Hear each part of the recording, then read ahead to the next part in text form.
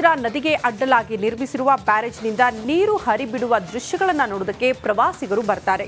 ಹಾಗೆ ಬರುವ ಪ್ರವಾಸಿಗರಿಗೆ ಸಾಕಷ್ಟು ನಿರಾಸೆಯಾಗ್ತಾ ಇದೆ. ಮೂಲ ಸೌಕರ್ಯ ಇಲ್ಲದೆ ಪ್ರವಾಸಿಗರು ಬೇಸರ ವ್ಯಕ್ತಪಡಿಸುತ್ತಿದ್ದಾರೆ. ಎಲ್ಲಿ ಏನಾಯಿತು ಆ ಕುರಿತ ಒಂದು ರಿಪೋರ್ಟ್ ಇಲ್ಲಿದೆ ನೋಡಿ.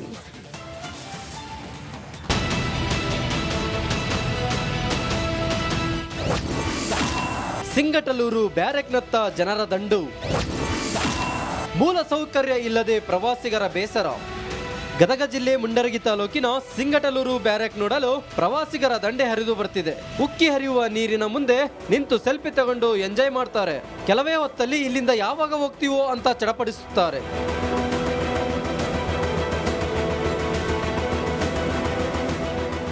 ಹೌದು, ಮೂಲ ಸೌಕರ್ಯ ಇಲ್ಲದೆ ಪ್ರವಾಸಿಗರಿಗೆ ನಿರಾಶೆಯಾಗುತ್ತಿದೆ. ಮಕ್ಕಳು, ಮಹಿಳೆಯರು, ಹಿರಿಯರು ಎನ್ನದೆ ಎಲ್ಲ ವಯೋಮಾನದ ಜನರು ಬರ್ತಾರೆ. ಅವರಿಗೆ ಉಪಹಾರದ ಶಾಪ್, ಶೌಚಾಲಯ, ವಸತಿ ನಿಲಯಗಳು ಇಲ್ಲ. ಹೀಗಾಗಿ ಇಡೀ ದಿನ ಕುಟುಂಬ ಸಮೇತ ವೀಕ್ಷಣೆ ಮಾಡಬೇಕು ಅಂದ್ರೆ ಆಗುತ್ತಿಲ್ಲ. ಹೀಗಾಗಿ ಪ್ರವಾಸಿಗರು ಬೇಸರ ವ್ಯಕ್ತಪಡಿಸುತ್ತಿದ್ದಾರೆ. ರೋಡು ಒಂದು ಸ್ವಲ್ಪ ಸರಿಗಿಲ್ಲ. ಹಳ್ಳಿಲಿಂದ ಬರೋರಿಗೆ ಪ್ರಾಬ್ಲಮ್ಸ್ ಆಗುತ್ತೆ. ಮತ್ತು ಬೇರೆ ಊರ್ಲಿಂದ ಬರೋರಿಗೆ ಕೂಡ ವೆಹಿಕಲ್ ವ್ಯವಸ್ಥೆ ಮಾಡ್ಬೋದು. ಅಥವಾ ಇಲ್ಲಿ ಏನಾರು ಸ್ನ್ಯಾಕ್ಸ್ ಬೇಕಂದ್ರೆ, ತಿನ್ನೋದಕ್ಕೆ ಏನಾರು ಬೇಕಂದ್ರೆ ಏನು ಸಿಗೋದಿಲ್ಲ ಇಲ್ಲಿ. ಆಮೇಲೆ ಪಾರ್ಕಿಂಗ್ ವ್ಯವಸ್ಥೆ ಮಾಡ್ಬೋದು. ಬಾತ್ರೂಮು, ಟಾಯ್ಲೆಟ್ ರೂಮು, ಲೇಡೀಸಿಂದು ಫೆಸಿಲಿಟಿ ಇಲ್ಲ.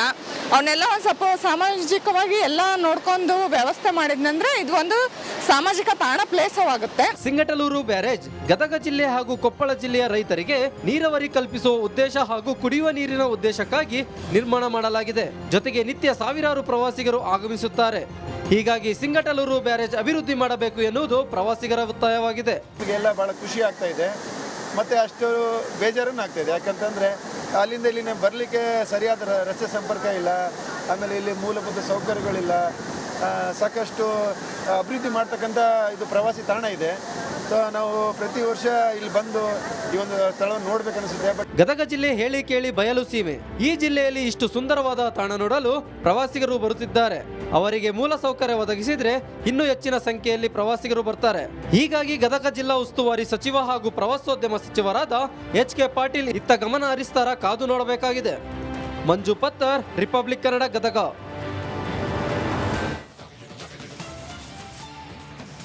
ರೇಣುಕಾಸ್ವಾಮಿ ಮರ್ಡರ್ ತನಿಖೆ ನಡೆಸಿರುವ ಪೊಲೀಸರಿಗೆ ಕೊಲೆ ಸಾರಥಿ ವಿರುದ್ಧದ ಹಲವು ಸಾಕ್ಷ್ಯಗಳು ಸಿಕ್ಕಿದೆ.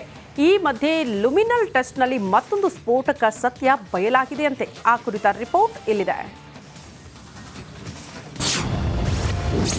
ಜೈಲು ದಾಸನಿಗೆ ಬೂಟ್, ಬಟ್ಟೆಗಳೇ ಕಂಟಕ. ಲುಮಿನಲ್ ಟೆಸ್ಟ್ನಲ್ಲಿ ಸ್ಫೋಟಕ ಸತ್ಯ ಬಯಲು. ಕೊಲೆ ಸಾರಥಿ ದರ್ಶನ್ ಅಂಡ್ ಗ್ಯಾಂಗ್ ವಿರುದ್ಧ ಪೊಲೀಸರು ಸಾಕಷ್ಟು ಸಾಕ್ಷ್ಯಗಳನ್ನು ಕಲೆ ಹಾಕಿದ್ದಾರೆ. ಚಾರ್ಜ್ ಶೀಟ್ ಸಲ್ಲಿಕೆಗೂ ಎಲ್ಲ ತಯಾರಿ ನಡೆಸಿದ್ದಾರೆ. ಈ ಮಧ್ಯೆ ಮತ್ತೊಂದು ಸ್ಫೋಟಕ ಸತ್ಯ ಲುಮಿನಲ್ ಟೆಸ್ಟ್ ಮೂಲಕ ಬಯಲಾಗಿದೆ. ರಿಪಬ್ಲಿಕ್ ಕನ್ನಡದಲ್ಲಿ ಈ ಕುರಿತ ಎಕ್ಸ್ಕ್ಲೂಸಿವ್ ಮಾಹಿತಿ ಇದೆ. ಲೂಮಿನಲ್ ಟೆಸ್ಟ್ನಲ್ಲಿ ದರ್ಶನ್ ಕ್ರೌರ್ಯದ ಮತ್ತೊಂದು ವಿಚಾರ ಬೆಳಕಿಗೆ ಬಂದಿದೆ. ದರ್ಶನ್ ವಿರುದ್ಧ ಮತ್ತೊಂದು ಸ್ಫೋಟಕ ಎವಿಡೆನ್ಸ್ ಪತ್ತೆಯಾಗಿದೆ. ರೇಣುಕಾಸ್ವಾಮಿಗೆ ಚಿತ್ರಹಿಂಸೆ ಕೊಟ್ಟು ದರ್ಶನ್ ಸಾಯಿಸಿದ್ದಾನೆ ಎಂಬುದು ಗೊತ್ತಾಗಿದೆ. ಟೆಸ್ಟ್ನಲ್ಲಿ ದರ್ಶನ್ ಕೂಡ ರೇಣುಕಾಸ್ವಾಮಿಗೆ ಚಿತ್ರಹಿಂಸೆ ಕೊಟ್ಟಿದ್ದಾನೆಂಬುದು ಮಾಹಿತಿ ಲಭ್ಯವಾಗಿದೆ.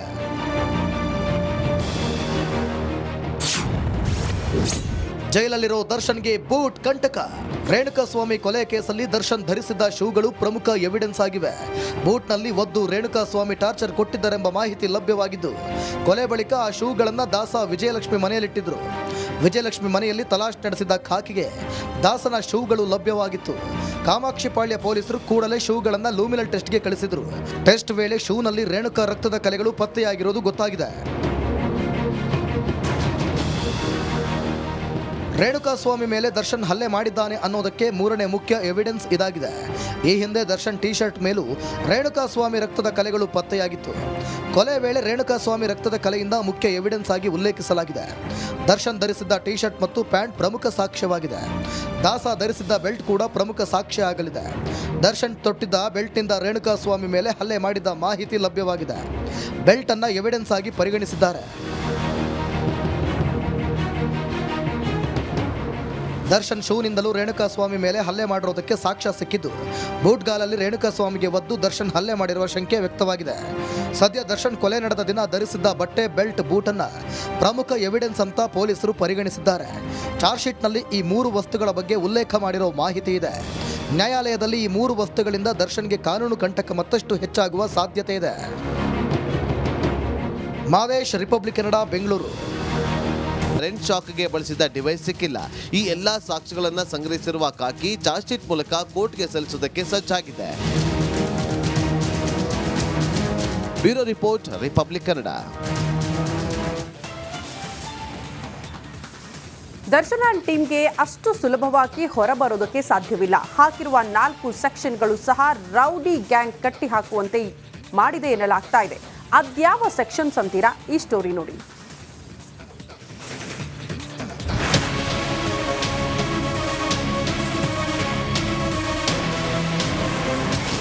ಶೀಟ್ ಸಲ್ಲಿಕೆಗೆ ಕ್ಷಣಗಣನೆ ಶುರು. ರೌಡಿಗೆ 4 ಸೆಕ್ಷನ್ಗಳಿಂದ ಕಂಟಕ.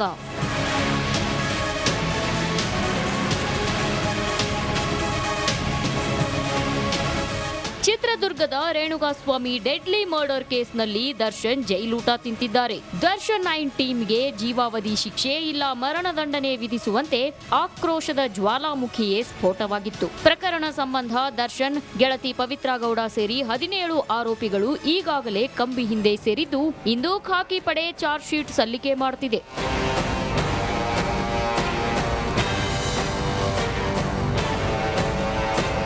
ಚಾರ್ಜ್ ಶೀಟ್ ಸಲ್ಲಿಕೆಗೆ ಮುಂದಾಗಿರೋ ಪೊಲೀಸರು ದರ್ಶನ್ 9 ಟೀಮ್ ವಿರುದ್ಧ ಸ್ಟ್ರಾಂಗ್ ಸೆಕ್ಷನ್ಗಳನ್ನ ಹಾಕಿದ್ದಾರೆ. ಡಿ ಗ್ಯಾಂಗ್ ವಿರುದ್ಧ ಒಟ್ಟು 4 ಸೆಕ್ಷನ್ ಹಾಕಲಾಗಿದೆ. ಡಿ ಗ್ಯಾಂಗ್ ವಿರುದ್ಧದ ಸೆಕ್ಷನ್ಗಳನ್ನ ನೋಡೋದಾದ್ರೆ ಐಪಿಸಿ ಸೆಕ್ಷನ್ 302ರ ಅಡಿಯಲ್ಲಿ ರೇಣುಕಾಸ್ವಾಮಿಯನ್ನ ಕರೆತಂದು ಚಿತ್ರಹಿಂಸೆ ನೀಡಿ ಕೊಲೆ ಮಾಡಿದ್ದಾರನ್ನೋ ಆರೋಪ. ಐಪಿಸಿ 364 ವ್ಯಕ್ತಿ ಅಪಹರಣ ಆರೋಪ. ಐಪಿಸಿ ಸೆಕ್ಷನ್ 201 ಪ್ರಕರಣದಲ್ಲಿ ಸಾಕ್ಷಿನಾಶ. ಐಪಿಸಿ ಸೆಕ್ಷನ್ 120B ಸಾಕ್ಷ್ಯನಾಶಕ್ಕೆ ಒಳಸಂಚು ಮಾಡಲಾಗಿದೆ ಎಂದು 4 ಸೆಕ್ಷನ್ ಹಾಕಲಾಗಿದೆ. ದರ್ಶನ್ ತನ್ನ ಗೆಳತಿ ಪವಿತ್ರ ಗೌಡಗೆ ಸೋಷಿಯಲ್ ಮೀಡಿಯಾದಲ್ಲಿ ಕೆಟ್ಟ ಕಾಮೆಂಟ್, ಕೆಟ್ಟ ಸಂದೇಶ ಕಳುಹಿಸಿದ್ದಾನೆಂಬ ಕಾರಣಕ್ಕೆ ಈ ಕೊಲೆ ನಡೆಸಲಾಗಿದೆ ಎಂಬ ಆರೋಪವಿದೆ. ಈ ಎಲ್ಲ ಸೆಕ್ಷನ್ಸ್ ಅಡಿ ಸೂಕ್ತ ಸಾಕ್ಷಿಗಳನ್ನ ಸಂಗ್ರಹಿಸಿರೋ ಪೊಲೀಸರು ಇಂದು ಕೋರ್ಟ್ಗೆ ಚಾರ್ಜ್ ಶೀಟ್ ಸಲ್ಲಿಕೆ ಮಾಡಲಿದ್ದಾರೆ.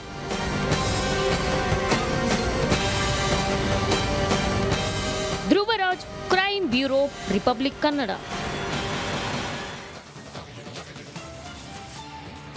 ನಟ ದರ್ಶನ್ ರಾಜಾತಿಥ್ಯ ಕೇಸ್ ಬೆನ್ನಲ್ಲೇ ರಾಜ್ಯದ ಎಲ್ಲಾ ಜೈಲುಗಳಲ್ಲಿ ಕಠಿಣ ಕ್ರಮ ಕೈಗೊಳ್ಳಲಾಗಿದೆ. ಇದರಿಂದಾಗಿ ಕಂಗಾಲಾಗಿರುವ ಕಾರವಾರ ಜಿಲ್ಲಾ ಕಾರಾಗೃಹದಲ್ಲಿರುವ ಕೆಲ ಕೈದಿಗಳು ನ್ಯಾಯಾಧೀಶರ ಮುಂದೆ ವಿಚಿತ್ರ ಬೇಡಿಕೆ ಇಟ್ಟಿದ್ದಾರಂತೆ. ಅದೇನು ನೀವೇ ನೋಡಿ.